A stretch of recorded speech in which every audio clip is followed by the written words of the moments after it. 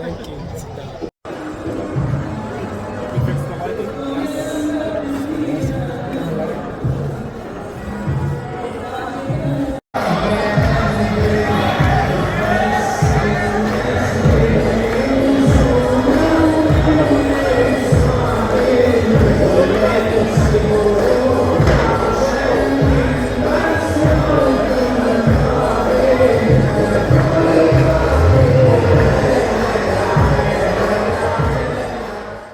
Amici, benvenuti in questo nuovo episodio della serie egiziana. Ciò che avete appena visto era una semplice notata al Cairo Downtown durante il Ramadan. È veramente normale per loro riunirsi ogni notte, festeggiare il tramonto e tutti i pasti fino a notte fonda, senza ovviamente farsi mancare musica e balli tradizionali. Ma tornando a noi, oggi è il giorno di cambiare città e ci dirigiamo all'aeroporto del Cairo, che non è molto distante dal centro. La compagnia con cui viaggeremo è Nile Air, è una delle compagnie principali in Egitto che opera sia a livello nazionale che a livello internazionale. Parlando di Hurghada, questa città sta sulla costa del Mar Rosso ed è molto rinomata come destinazione turistica e molto famosa per le sue spiagge e le attività subacquee, ed infatti è proprio ciò che faremo noi. Ci staremo 2 giorni e ci aspetta un'escursione molto interessante in uno dei paradisi più rinomati in Medio Oriente. Hurghada è una zona principalmente turistica, con molti resort, quindi si tratta principalmente di relax, e non ci sono molte attività da fare se non ovviamente andare nel deserto oppure prendere una barca e fare qualche attività subacquea. Una volta arrivati abbiamo lasciato le valigie in hotel, ci siamo preparati e abbiamo deciso di farci una serata in Hurghada centro per vedere un po' la zona e comunque l'ambiente. Allora, volevamo andare in un posto tipico, ok? L'idea era quella di scoprire il posto, Hurghada, la parte egiziana, comunque con la gente tipica. Però il nostro amico tassista Youssef ci ha detto che non ci conviene andare in quella zona perché a quanto pare i turisti li tartassano di richieste, soprattutto nel bazar, entra qui, entra lì, e ci ha detto che dopo 100 metri avremmo voluto scappare. Quindi ci ha rifilato la classica parte turistica che si chiama Hurghada Marina. Ci sono tutti i ristoranti, tutti i negozi e l'abbiamo finita in un bel ristorante comunque a mangiare pesce. Quindi abbiamo preso un bel piatto di pesce misto e i prezzi sono davvero buoni, ragazzi, davvero buoni. E niente, vediamo un po' come sarà sta storia. Il cibo, soprattutto il pescato, è davvero buono e fresco. I prezzi sono molto più convenienti rispetto all'Italia, nonostante fosse la parte turistica, quella dove stavamo al ristorante. Una volta finito abbiamo deciso di fare una bella passeggiata nella strada principale di Hurghada e abbiamo capito perché il tassista non ci ha voluto portare al bazar. Vi giuro, ogni 15-20 metri qualcuno ci fermava per cercare di farci entrare nei loro negozi. Sono un po' insistenti, però basta dire di no, non fermarsi e tutto va bene. Vi lascio una piccola parte della serata, poi noi ci vediamo domani mattina per l'evento principale di questa puntata. Siamo proprio alle sagre di paese. Top. Assalamu alaikum. Salam. It's okay. It's okay.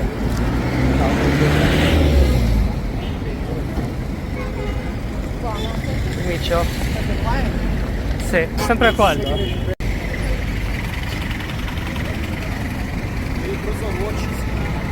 Hiking?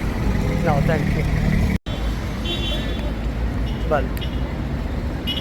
Very No, thank you. Yeah, Where thank you you. Italy. Una domanda per favore, perché lo frutta italiano sei molto bella? Solo guarda, l'ho comprato, quanta bella roba. Solo No, guarda. it's okay. Già fatto. Thank you so much. Già fatto, thank you. Grazie.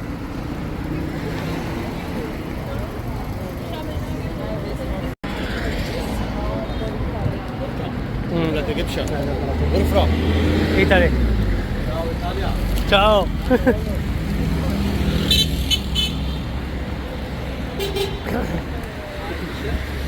No, thank you. No, cheers, thank you. No, Sì. No, thank you. The next day. Buongiorno, finalmente ve lo posso dire, oggi si va a Orange Bay, o anche chiamata Paradise Valley. Preparate asciugamano, maschere e boccaglio perché i prossimi minuti sono tutti dedicati a questo stupendo mare. A Orange Bay ci si può andare per tutto il giorno tramite water taxi oppure per qualche ora con delle escursioni programmate. Noi abbiamo preferito fare la seconda, sinceramente.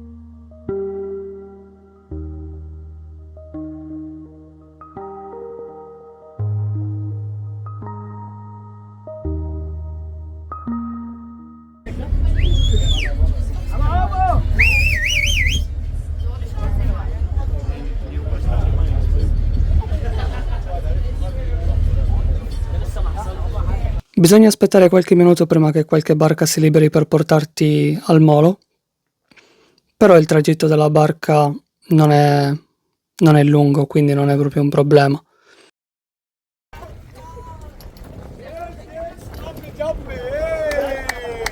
Hello. And I have big family, big group. Don't worry, man. Okay. I'm lucky, man. Mafia! Okay, Busana, wait here. I vari gruppi hanno nomi per non perdere i propri turisti. Non so se Mafia era proprio il nome adeguato, ma tralasciamo. Il nostro gruppo si chiamava Mo Salah. Una volta arrivati si passa per questo grande stabile di legno, molto bello, per poi continuare per una passerella che vi porta alla vostra fila assegnata. Parliamo un attimo di Orange Bay. Orange Bay è spesso definita come l'isola caraibica del Mar Rosso, grazie alle sue spiagge di sabbia bianca e alle acque turchesi. Questa fa parte del Parco Nazionale delle Isole Giftun ed è una delle poche isole accessibili al turismo. Fu aperta al pubblico a inizi anni 2000, quando Hurghada, così come Sharm el Sheikh, iniziarono a focalizzarsi proprio sul turismo internazionale di massa. Piccolo consiglio, qua non accettano carte di credito e non troverete ATM, quindi assicuratevi di prelevare prima. Questo purtroppo le guide non lo dicono quasi mai, e se non avete soldi in contanti non potete comprare neanche una bottiglietta d'acqua. Noi almeno quella ce la siamo portata da soli, quindi siamo riusciti ad arrangiarci. Però i contanti sono essenziali in quest'isola.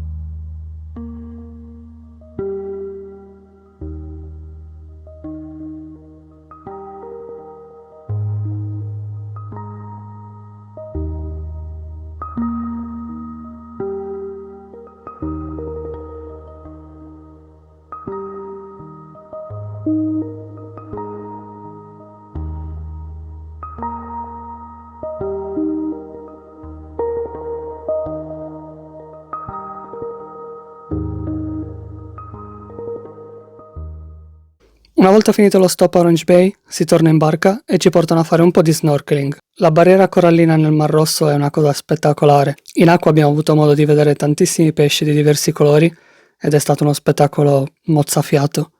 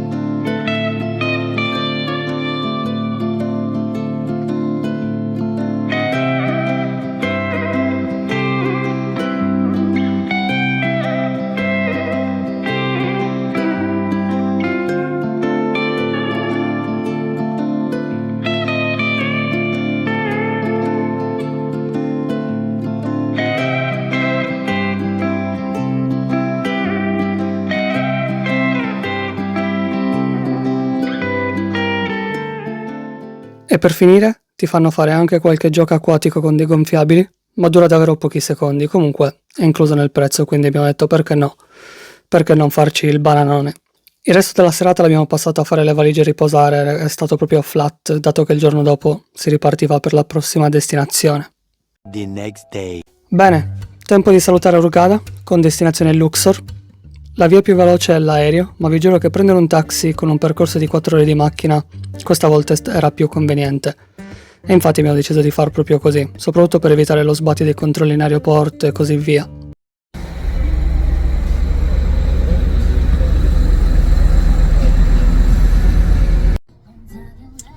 Stop all'entrata di... Actually non è all'entrata di niente, perché stiamo per entrare nel deserto, nel niente, però all'uscita di Hurghada, zona Hurghada, ci stanno chiedendo dove stiamo andando e abbiamo dovuto scrivere l'hotel, tutte le informazioni di Luxor. Quindi adesso siamo fermi qui e stiamo aspettando che la guardia parli con l'autista e ci lasci andare. Per fortuna è andato tutto bene, ci hanno rilasciato dopo circa 15 minuti senza problemi. A quanto pare i controlli all'uscita della città sono molto comuni in Egitto. La passeggiata di 4 ore è stata rilassante. Prima ho detto che entravamo nel nulla perché è davvero così. In 4 ore abbiamo avuto di fronte solo distese di deserto e montagne.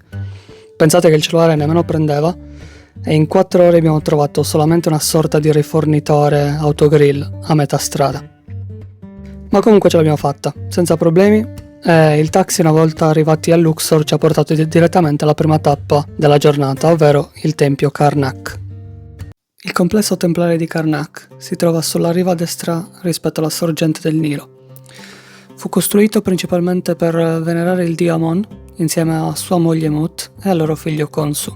Molti faraoni e re dalla XII alla XXX dinastia hanno lasciato la propria traccia, apportando varie modifiche, costruendo più monumenti, a volte purtroppo modificando quelli esistenti per modificarli a proprio piacimento. Piccola curiosità, per costruire le mura altissime che vedete, creavano questa sorta di collinette dietro le mura fatte di pietre e sabbia che gli permettevano di innalzare il muro, poi una volta finito il tutto distruggevano quella collinetta, però purtroppo a volte la lasciavano anche dietro.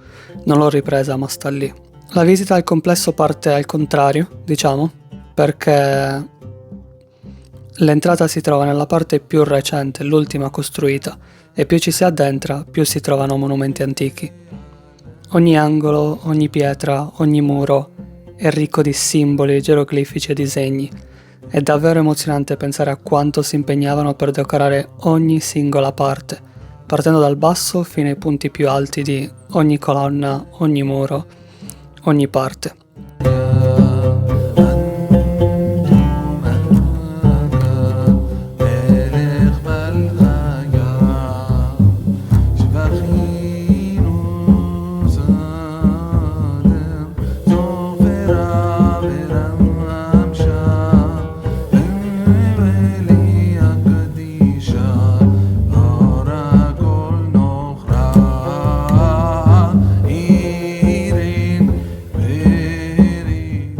Una delle parti principali è la grande sala ipostila, è quella che vedete di più su Instagram o sui social.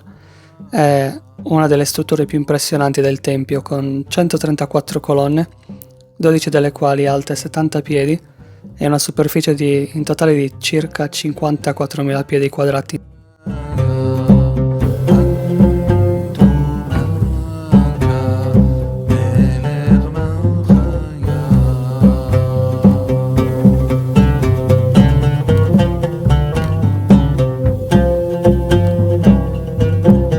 L'immensità di questi pilastri, i colori, ogni iscrizione è qualcosa che ti lascia senza parole.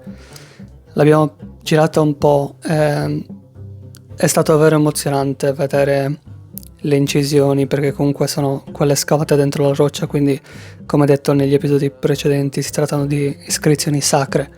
E tutte le colonne, ragazzi, tutte le colonne erano così.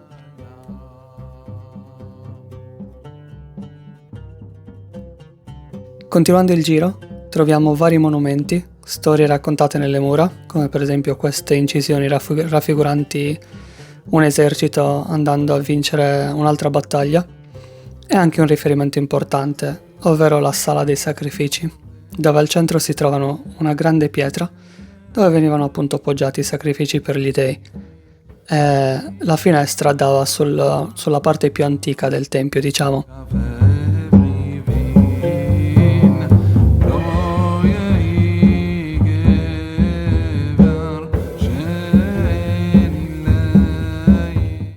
Continuando per il complesso si possono vedere anche tante rovine che fanno capire che dentro a questo sito c'erano costruite davvero tante cose che purtroppo non sono arrivate fino ai giorni nostri. Number 8. The sign of number 10. Yeah, and this number 100. We can read any number very easy. This one. How?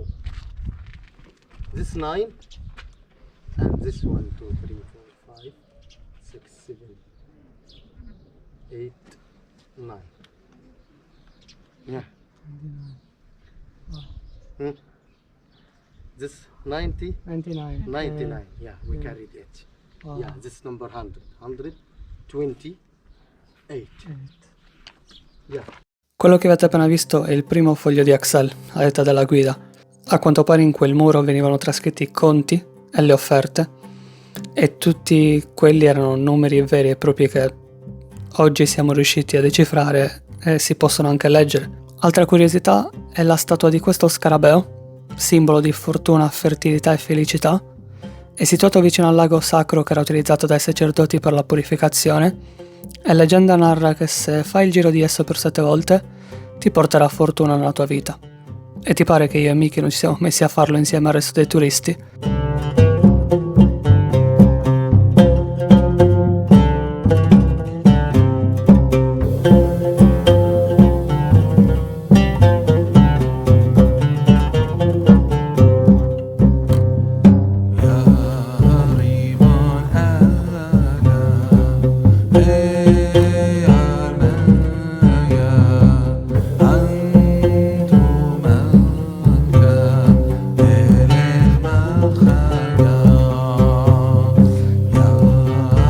Finita la tappa al complesso di Karnak ci siamo spostati al tempio di Luxor.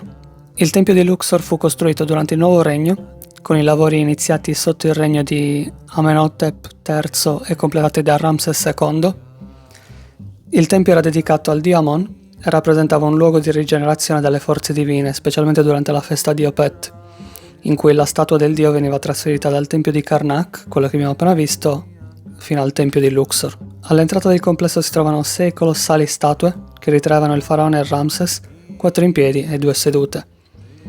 Il tempio includeva anche 2 obelischi molto grandi, uno dei quali si trova ancora a Luxor, mentre l'altro fu portato a Parigi e oggi si trova in Place de la Concorde. Non ci sono mai stato, però fatemi sapere se voi ci siete stati e se è uguale a questo o molto più grande. Una volta passata l'entrata ci troviamo nel cortile principale, dove possiamo ammirare 32 colonne decorate nello stile a foglia di papiro. Tra di esse possiamo vedere ancora statue di Ramses sia in piedi che seduto, e ogni singola colonna, anche qua, è piena di geroglifici e iscrizioni.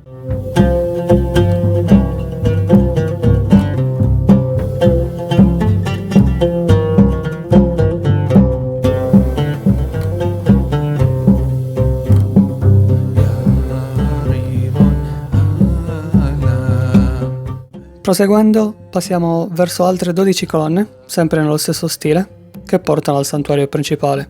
Tutt'oggi questo tempio rimane una delle costruzioni più importanti dell'antica Tebe, ricca di valore storico che racconta davvero tanto sulla storia egiziana in sé.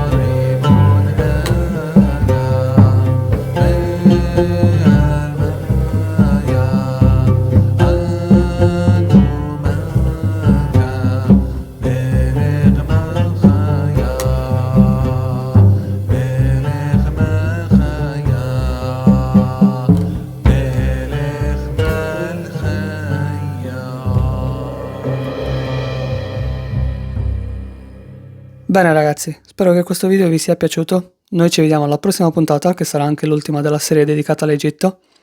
Fatemi sapere cosa ne pensate nei commenti e se ancora non l'avete fatto lasciate un like, iscrivetevi al canale. Buon proseguimento.